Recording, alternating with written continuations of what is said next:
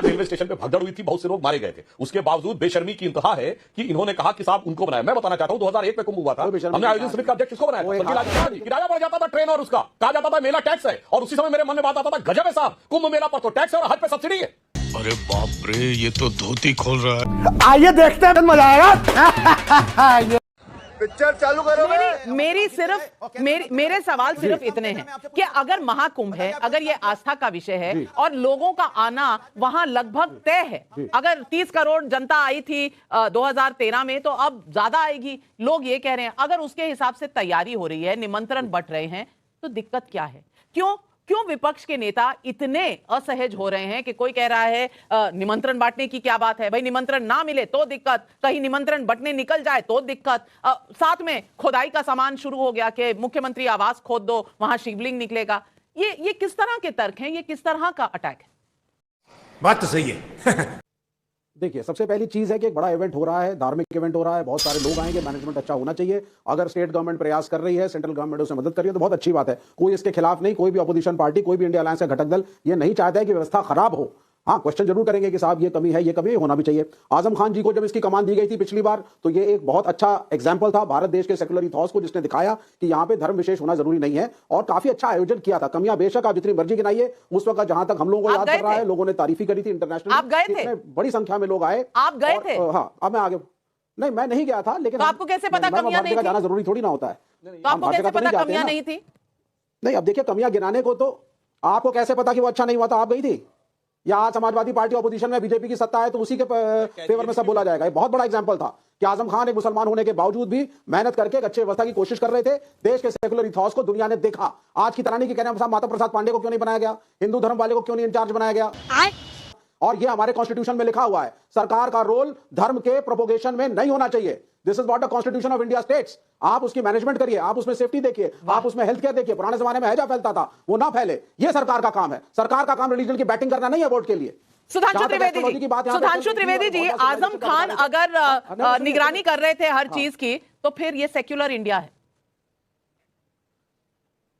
बिल्कुल, बहुत गजब का तर्क देते हैं। ये वही शख्स है ना, ये वही लोग हैं ना जो कहते थे वक्फ बोर्ड को यदि सरकार मैनेज करेगी तो एक गैर मुस्लिम वक्फ बोर्ड की संपत्ति को कैसे मैनेज कर सकता? आप पूछिए विवेक श्रीवास्तव से।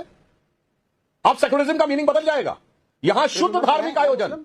मैं पूछना चाहता हूं विवेक श्रीवास्तव जी, आपकी सरकार है केरल में, आप किसी मस्जिद के या मुस्लिम धार्मिक स्थल में हैसियत हो तो किसी हिंदू मंत्री को उसका अध्यक्ष बना के दिखा दीजिए। हाँ, यहां सिर्फ यही नहीं हुआ, फरहाद हाकिम को देवस्थानम बोर्ड का चेयरमैन ममता बनर्जी जी ने भी बनाया है। इसलिए आप लोग की जो सेकुलरिज्म की विचित्र व्याख्या है, और देखिए कितनी बड़ी बात, ये कह रहे हैं अच्छा हुआ जब नाविका जी आपने कैग की रिपोर्ट बताई। सीएजी की रिपोर्ट मनमोहन सिंह सरकार के समय की है। हर्षवर्धन जी ने बताया, मुझे भी ध्यान था कि प्रयागराज रेलवे स्टेशन पे भगदड़ हुई थी, बहुत से लोग मारे गए थे। उसके बावजूद बेशर्मी की इंतहा है कि इन्होंने कहा कि साहब उनको बनाया। मैं बताना चाहता हूं 2001 में कुंभ हुआ था, हमने आयोजन समिति का अध्यक्ष किसको बनाया था? अरे बाप रे, ये तो धोती खोल रहा है। 89 का मुझे याद नहीं है, उस समय एनडी तिवारी की सरकार थी, हम लोग बहुत बच्चे थे। मैं आपसे सिर्फ ये कहना चाह रहा हूं साहब, आपको तो वैसे ही डिबेट पे आना अवॉइड करना चाहिए, क्योंकि आप लोग तो धर्म को मानते नहीं है, कोई बात नहीं। मगर मैं तो सिर्फ व्यवस्था की दृष्टि से बात कर रहा हूं। दुनिया का सबसे बड़ा आयोजन, दुनिया के सबसे बड़े आयोजन के अलावा भारत की लेजिटिमेट डिराइविंग फोर्स का प्रतीक। आप सोचिए, आप कहते थे धर्म एक अफीम है, धर्म से रोकना चाहिए।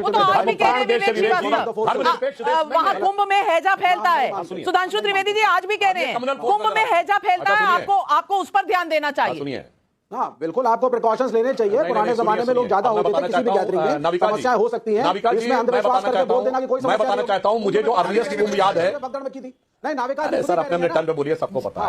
अभी मैं बताना चाहता हूं, ये सेकुलर स्टेट का मैं एग्जांपल बताना चाहता हूं। हाँ, आप सुनिए, मुझे नाविका जी जो अर्लीस्ट कुंभ याद है वो 1989 का बहुत अच्छी तरीके से याद है। 1989 में मुझे याद है यूपी रोडवेज की बसों पे मेला टैक्स लगता था। इलाहाबाद का किराया बढ़ जाता था ट्रेन और उसका कहा जाता था मेला टैक्स है, और उसी समय मेरे मन में बात आता था गजब है साहब, कुंभ मेला पर तो टैक्स है और हज पे सब्सिडी है।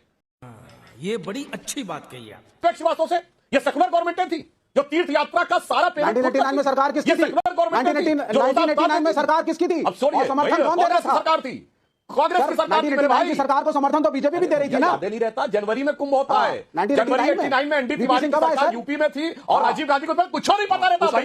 आज हम कुछ बोलने लगते। वीपी सिंह 4 दिसंबर 1989 को आए थे, कुंभ हुआ था जनवरी 89 में, कुछ नहीं पता। विश्वनाथ प्रताप सिंह के टेन्योर में भी कंटिन्यू करी है। अरे मैं चैलेंज कर रहा हूं आपको, ए भाई चैलेंज कर रहा हूं आपको, बताइए 89 में फरवरी के महीने में हुआ, झूठ बोल रहा है। किसकी सरकार थी? हद होती है यार झूठ बोलने की। जनवरी फरवरी 89 में हुआ है और नवंबर दिसंबर 89 में वीपी सिंह बने। एनडी तिवारी यूपी के सीएम थे और राजीव गांधी उस समय प्रधानमंत्री थे। खोलो मोबाइल देखो, बेवजह की बात है। गूगल सर जब तक आप कर रहे हैं, जनता पब्लिक बहुत से सवाल भेज रही है। सुलोचना का धनबाद से सवाल है, सीएम आवास योगी जी की व्यक्तिगत संपत्ति नहीं है, अगर वहां पर हिंदू मंदिर का कोई निशान मिलेगा तो योगी जी जरूर खुदाई करवाएंगे, इसमें अखिलेश जी उपहास क्यों उड़ा रहे हैं?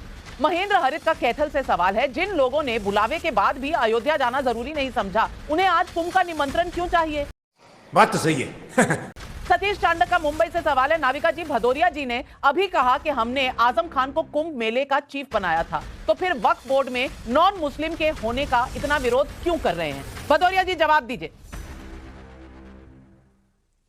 देखिए, हम समाजवादी लोग संविधान पे चलने वाले लोग हैं।